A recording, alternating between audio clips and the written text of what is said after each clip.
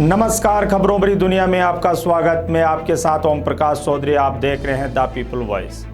सियासत में कहते हैं वक्त के साथ अक्सर सियासी रिश्ते भी बदल जाया करते हैं। इन दिनों कुछ ऐसी ही तस्वीर राजस्थान में भी तैयार हो रही है, क्योंकि आरएलपी और भाजपा के बीच कृषि कानूनों को लेकर पड़ी दरार अब खाई का रूप ले चुकी है। नागौर सांसद और आरएलपी सुप्रीमो हनुमान बेनीवाल ने संसदीय कमेटियों से इस्तीफा देकर सूबे की सियासत को एक बार फिर गरमा दिया है। इसी बीच किसानों को अब गुर्जर समाज का भी साथ मिल रहा है। किसान नेताओं का कहना है कि अगर केंद्र सरकार जल्दी से जल्दी मांगे नहीं मानती है तो दिल्ली कूच का ऐलान कर दिया जाए।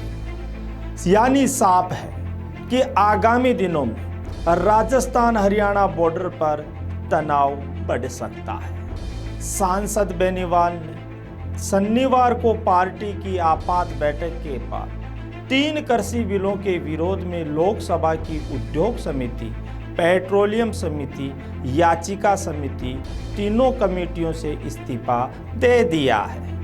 इसके साथ ही बेनीवाल ने ऐलान किया है कि 26 दिसंबर को वो राजस्थान से करीबन 20 लाख लोगों के साथ दिल्ली कूच करेंगे। बेनीवाल ने कहा है कि 26 दिसंबर को जब दिल्ली कूच करेंगे तब एनडीए से अलग होने की घोषणा भी कर सकते हैं। तीनों समितियों से इस्तीफा देने का मतलब साफ है कि अब एनडीए से ज़्यादा साथ नहीं रह पाएंगे।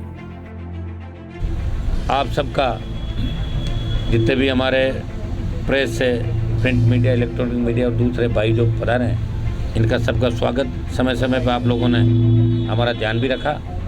अभी जो आज विशेष रूप से आपात राष्ट्रीय लोकतांत्रिक पार्टी की आपात बैठक बुलाई गई है, इसका मुख्य एजेंडा यह है कि जो देश में किसान आंदोलन चल रहा है, इस किसान आंदोलन में हमने समय समय पर इस किसान आंदोलन का समर्थन किया। तीनों जो बिल है, किसान संगठन तीनों बिलों का विरोध कर रहे हैं। निश्चित रूप से तीनों बिल किसान विरोधी है और प्रधानमंत्री जी और गृह मंत्री जी से हमने अपील भी की और एनडीए गठबंधन में होने के नाते मैंने एक पत्र भी लिखा कि आप लोग अगर इन किसान बिलों को वापस नहीं लेंगे तो एनडीए के अंदर जो हम समर्थन करें उसमें पुनर्विचार करने की बात भी हमने कही।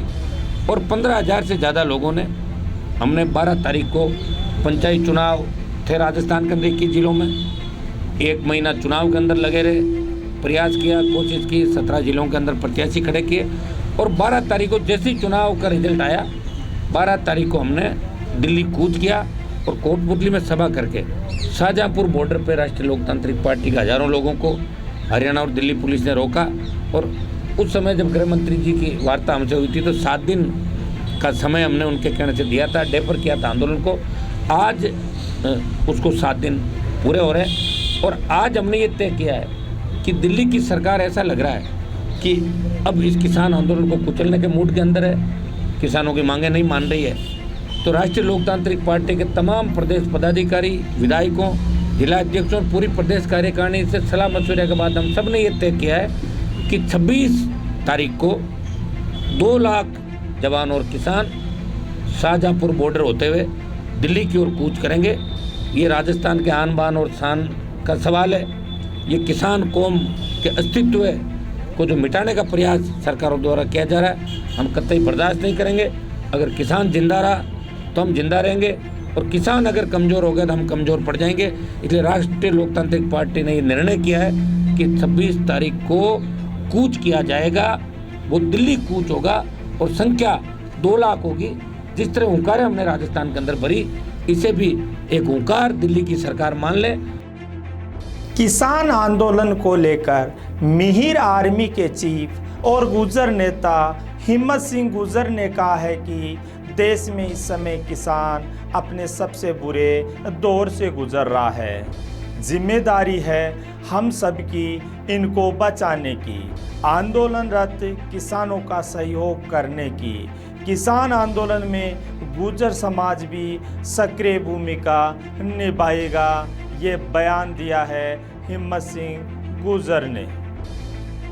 देश की जीडीपी, उस जीडीपी के अंदर भी 16% किसानों की स्थिति का सहयोग है, वो भी एक तरह से 16% जीडीपी डाउन होगी और किसानों की हालत खराब भी होगी। जब आपको भंडारण सीमा अनलिमिटेड दी और आपको एमएसपी उसमें अभी प्रधानमंत्री जी कह रहे हैं हम एमएसपी जारी रखें, तो फिर एक्ट में लिखने में क्या तकलीफ है?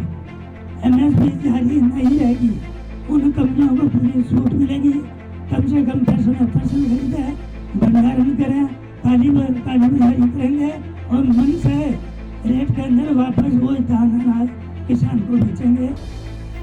वहीं आरएलपी सुप्रीमो हनुमान बेनीवाल ने 3 साल बाद होने वाले 2023 के विधानसभा चुनाव की रणनीति भी साफ कर दी है।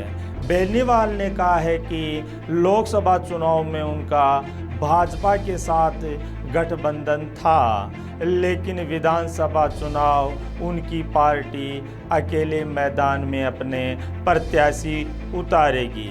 2023 में किसी के साथ आरएलपी का गठबंधन नहीं होगा।